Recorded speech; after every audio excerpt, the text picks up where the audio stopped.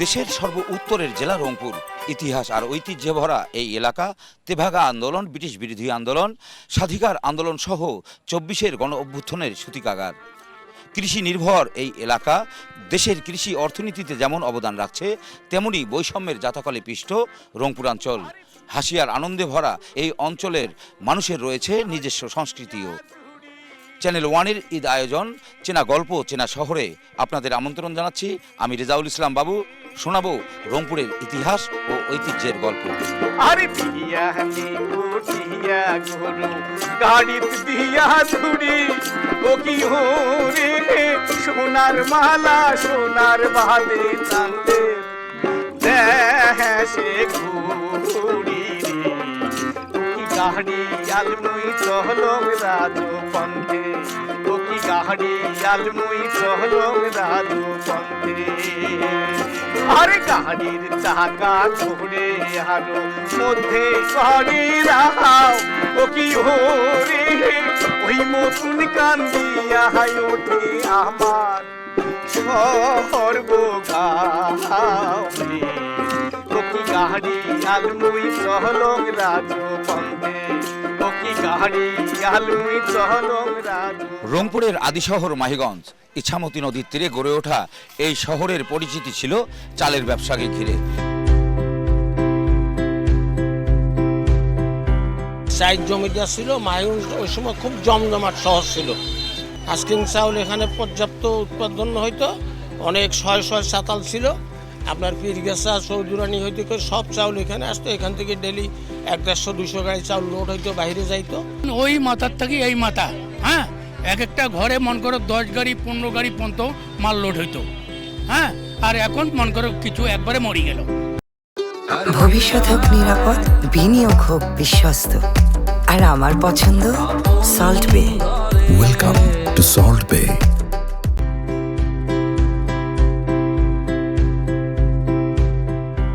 কালের বিবর্তনে ইছামতি নদী হারিয়ে গেলেও এখনো দাঁড়িয়ে আছে তাজহাট জমিদার বাড়িটি। দৃষ্টিনন্দন এই বাড়িতে একসময় তাজের কারবার করতেন জমিদাররা। সেই থেকেই ভবনটির নামকরণ হয় তাজহাট জমিদার বাড়ি। আসুন জেনে নেই তাজহাট জমিদার ও আদি রংপুরের গল্প।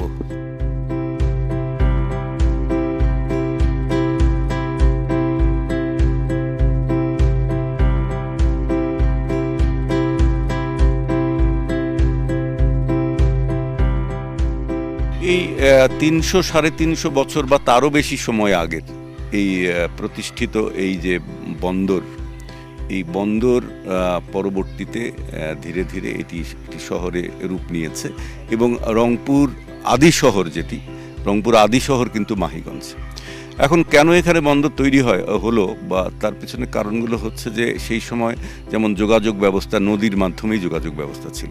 ইছামতি নদীর তীরেই কিন্তু এই বন্দর গঠিত হয় এবং মাহিগঞ্জে ব্যবসা বাণিজ্য খুবই সমৃদ্ধ ছিল। দূর দূরান্তের মানুষজন আসতেন, ব্যবসায়ীরা আসতেন, বাণিজ্য করতেন। চাল, ধান ইত্যাদি নানা ফসলের এইখানে চালান আসতো বা এখান থেকে যেত। এই বিষয়গুলো কিন্তু সেই সময় হয়েছে আর কি।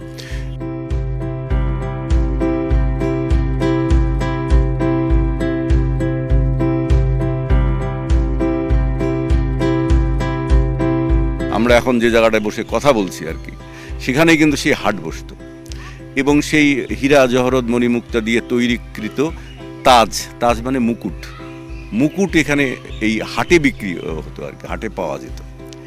এই কারণেই জায়গাটির নামই হয়ে গেছে কিন্তু তাজহাট, অর্থাৎ তাজ বিক্রি হতো যে হাটে, সেই তাজহাট, এই কারণে এটি নাম হয়েছে। এখন যে জমিদার বাড়িটি আমরা এখানে দেখছি আর কি, এটি মূলত মান্নালাল রায়, তিনি একজন ক্ষত্রিয় ব্যক্তি। কেউ কেউ বলেন, কোনো ইতিহাসবিদ বলছেন যে না, তিনি আসলে একজন বণিক ছিলেন। এই কারণে এই মণিমুক্তা পান্নার হিরে জহরতের ব্যবসা তিনি করতেন। এই ব্যবসার জন্য তিনি এই মাহিগঞ্জে চলে আসেন এবং এই তাজহাটে তিনি এই তাজ বিক্রি করতেন। আমরা যে তাজহাটটি দেখছি, এই তাজহাটটি আসলে মানে যে জমিদার বাড়িটি আমরা এখন দেখছি, সেটি এই মান্নালাল রায়ের বংশধরেরা পরবর্তীতে করেছে তৈরি। তার আগে মান্নালাল রায় যেটি তৈরি করেছে সেটি ভূমিকম্পে বিধ্বস্ত হয়ে গেছিল। তার যে পরবর্তী বংশধর গোপাল লাল রায়, এগুলো কিন্তু তাদেরই তৈরি করা।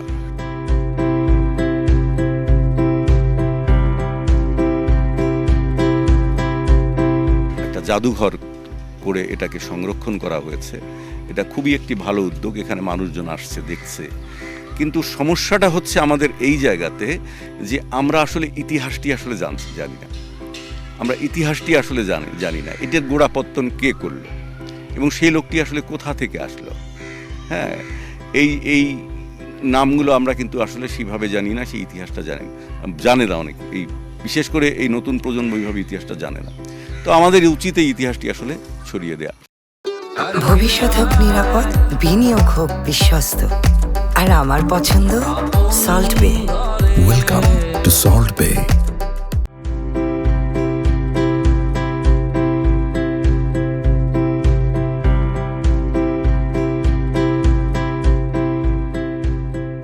শিক্ষার নগরী রংপুরে 1916 সালে উত্তরের অক্সফোর্ড খ্যাত শিক্ষা প্রতিষ্ঠান কারমাইকেল কলেজ প্রতিষ্ঠিত হয়। লর্ড কারমাইকেলের নামানুসারে এই শিক্ষা প্রতিষ্ঠানটি 900 বিঘা জমির উপর প্রতিষ্ঠিত।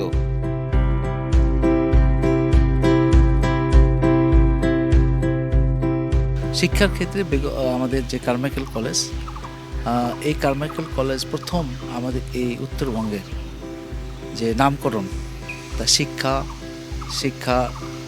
কার্যক্রমে যে সকল ডিপার্টমেন্ট ছিল, আমি মনে করি রাজশাহী, ঢাকা, অন্যান্য বিশ্ববিদ্যালয়ের চেয়েও কিন্তু সবচেয়ে বেশি ডিপার্টমেন্ট এই কারমাইকেল কলেজে ছিল। এবং রংপুর জেলা school, Rangpur can't public school and college, আমাদের রংপুর সরকারি কলেজ এবং আমাদের রংপুরের সরকারি girls college school and college, এই যে শিক্ষা police line school and college, আমাদের কিন্তু শিক্ষানুরাগী অনেক মানুষ ছিলেন রংপুরে।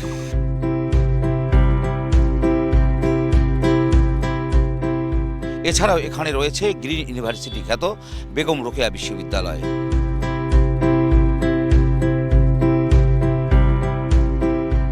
কদম ফুল দেখা যায়, কৃষ্ণচূড়া আছে এবং আমাদের বকুল রোড আছে, বকুল রোডে হচ্ছে বকুল ফুল ফোটে। অন্যান্য ক্যাম্পাসের তুলনায় আমাদের ক্যাম্পাসের তুলনায় গাছের পরিমাণটা অনেক বেশি, আপনি খেয়াল করে দেখবেন। প্রায় শত শত প্রজাতির গাছ আমাদের ক্যাম্পাসে আছে।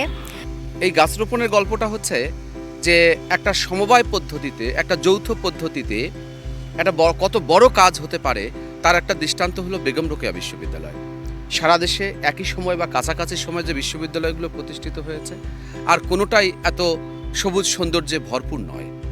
বেগম রোকেয়া বিশ্ববিদ্যালয় সেটি পেরেছে। এখন যে ক্যাম্পাসটা এত দারুণ হয়ে উঠেছে, এখন মনে হয় যে সারা দেশের যারা এরকম ক্যাম্পাস আছে, ছোট হোক বড় হোক, তারা যদি সবাই নিজ নিজ চেষ্টায় এই বৃক্ষরোপণ করে, তাহলে সেই ক্যাম্পাসগুলো সুন্দর হবে।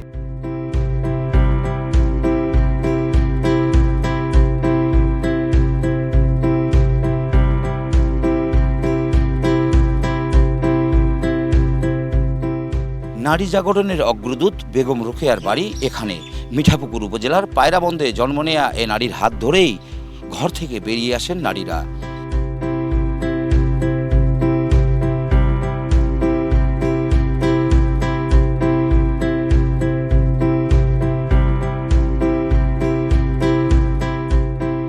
আমরা যারা রোকেয়াকে নিয়ে আলোচনা করি আর কি, আলোচনা করার ক্ষেত্রে আমাদের সীমাবদ্ধতা হচ্ছে যে আমরা রোকেয়াকে 3টা জায়গার মধ্যেই শুধু সীমাবদ্ধ রাখি, সেটা হচ্ছে পায়রাবন, বিহার এবং কলকাতা। আসলে রোকেয়া হয়ে ওঠার যে গল্পটা, এই গল্পটা আসলে শুরু হয় আপনার কটক থেকে, বিহারের কটক থেকে। রোকেয়ার বিয়ের পরে আসলে কটকে যায়।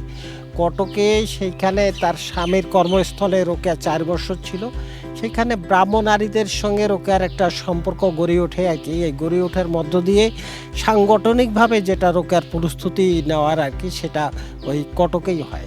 তারপরে 1919 সালে রোকেয়া চলে আসে বিহারের ভাগলপুরে আসার পরেই উনি ধরেন যে 1902-এ সর্বপ্রথম উনি পিপাসা নামক একটা প্রবন্ধ লেখেন, সেটা নবপ্রভা পত্রিকায় প্রকাশিত হয়।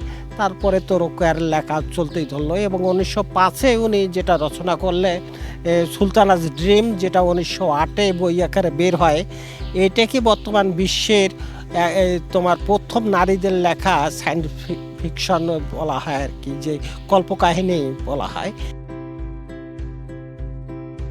বেগম রোকেয়া মূলত নারীবাদী না, আমি বলবো আমার দৃষ্টিভঙ্গিতে তিনি ছিলেন সমাজ সচেতন এবং সেই সময়ের নারী, শুধু নারী কেন, পুরুষদের চাইতেও তিনি চিন্তা চেতনায় অনেক বেশি এগিয়ে ছিলেন।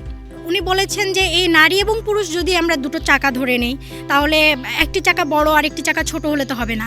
এই জায়গাতে তিনি বলেছেন নারীদের যে সমতায়নের কথা, ক্ষমতায়নের কথা, নারীদের শিক্ষার কথা, কারণ শুধু পুরুষরা যদি এগিয়ে যায়, নারী পিছিয়ে যায়, তাহলে অর্ধেক জনগোষ্ঠী পিছিয়ে পড়বে। ভবিষ্যৎ হোক নিরাপদ, বিনিয়োগ হোক বিশ্বস্ত, আর আমার পছন্দ সল্ট বে। ওয়েলকাম টু সল্ট বে।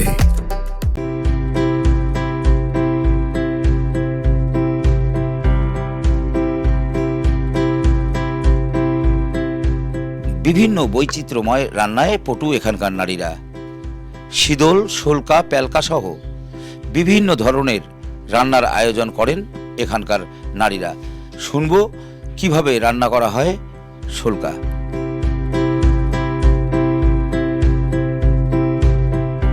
প্রথমত প্রধান উৎস হচ্ছে শোলকার মধ্যে পাট শাক, তারপর দ্বিতীয়ত হচ্ছে সজনে পাতা, এটা হচ্ছে তেলাকচু পাতা, এটা হচ্ছে কলমি শাক, এই যে মিশালির মধ্যে আয়োজন করি, যেমন পুঁই শাক, তারপর রসুন শাক, তারপর মিষ্টি কুমড়া শাক, তারপর পালং শাক, আমরা এগুলো মিল করিয়ে শোলকা অনেক সজনে, তারপর দিই কাঁচামরিচ, তারপর রসুন, তারপর সোটা দিয়ে আমরা শোলকা তেল ছাড়াই এটা খুব মুখরোচক খাবার একটা রান্না করে থাকি।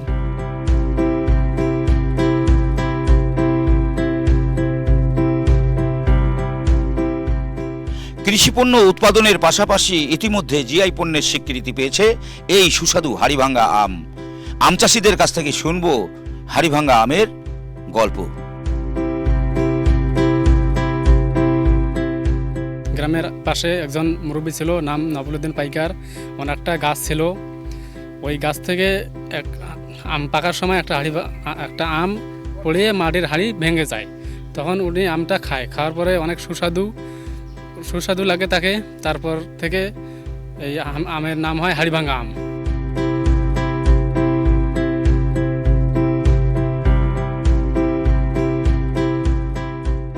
খরায় মরুকরণ আর বর্ষায় নদী ভাঙন আর বন্যার সাথে যুদ্ধ করে টিকে থাকতে হয় এই অঞ্চলের মানুষকে। শুনবো এই নদী বেষ্টিত তিস্তাপাড়ের মানুষের সুখ দুঃখের গল্প।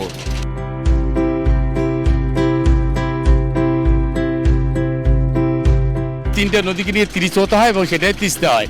এটা ওই সময় একটা বড় বন্যা হয়ে এই নদীর গতিপথটা চেঞ্জ হয়ে প্রবাহিত হচ্ছে দক্ষিণ পূর্ব দিক থেকে। এই নদীটা নতুন করে 240 বছর আগে এই নদীর সৃষ্টি। আমাদের এই চর এলাকার মানুষের এবারে দেখবেন চৈত্র মাসে বন্যা, বৈশাখ মাসে বন্যা, জেঠ মাসে কখনো এর আগে মানে জেঠ আষাঢ় মাসের শেষের দিকে এর আগে এখানে বন্যা হতো। এবার দেখবেন এখন বৈশাখ মাসে বন্যা হচ্ছে। জরুরি ভিত্তিতে তিস্তা মহাপরিকল্পনা বাস্তবায়ন হলে আমাদের তিস্তাপাড়ের দুই তীরের যে মানুষের দীর্ঘদিনের কষ্ট, সেই কষ্ট দূরীভূত হবে।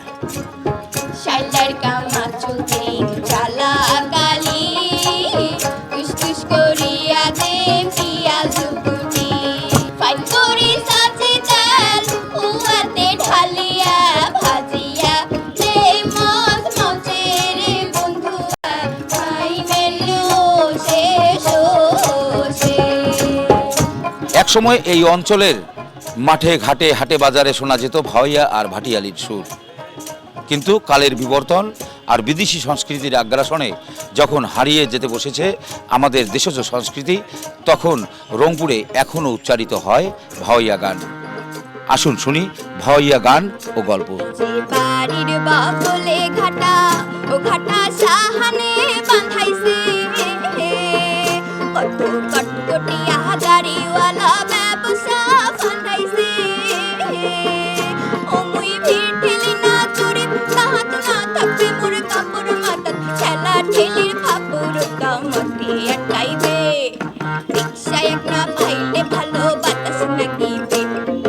সারা বিশ্বে এখন ভাওয়াইয়ার অনেক প্রভাব বিস্তার, আর আমাদের এই সংস্কৃতি বাংলাদেশ রংপুর থেকে কখনোই হারিয়ে যাবে না। এই ভাওয়াইয়া গান যখন মাঠে ময়দানে পরিবেশিত হয়, আমি তখন মনে করি আমাদের অন্য সংস্কৃতি সেখানে আর কোনো পাত্তাই পায় না।